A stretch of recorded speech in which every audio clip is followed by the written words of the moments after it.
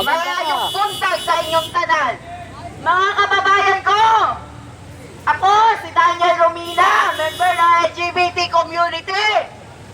Ako ang pinakabatang petitioner ng isang habeas corpus na inihain ni Davao Mayor Baste Duterte sa Korte Suprema. Ako ang pinakabatang lumalaban upang mapakinggan na Korte Suprema ang hinahin na lahat ng mga Pilipino na pauwi na po si Tatay Duterte sa Pilipinas at dito litisin. Wala akong alam sa politika dahil bata pa daw ako. Pero ngayong 18 years old na ako, putang ina! Bakit sinisira ninyo ang bayan ko?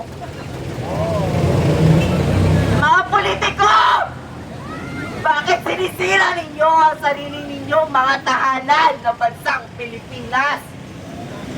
Ikaw, Pilipino! Ikaw!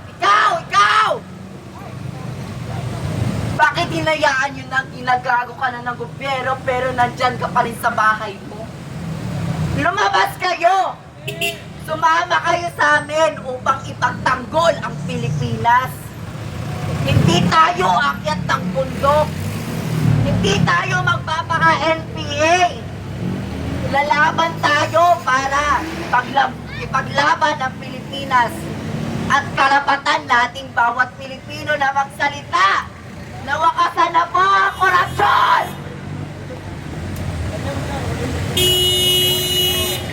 Na nangyayari dito sa bansang Pilipinas.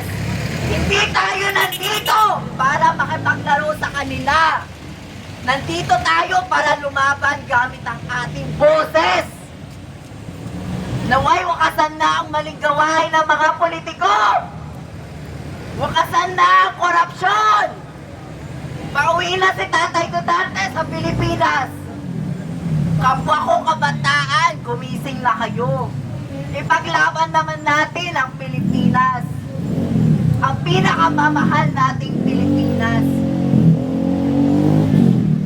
May iiwan akong kataga sa inyo. We only have is hope. Hope is the start. Service is the path. And meaningful change is the destination. I stand here as a youth to inspire and enlighten everyone for fight for what is right and for all of us Filipinos. Para sa Diyos, sa bayan, at sa bawat pamilyang Pilipino.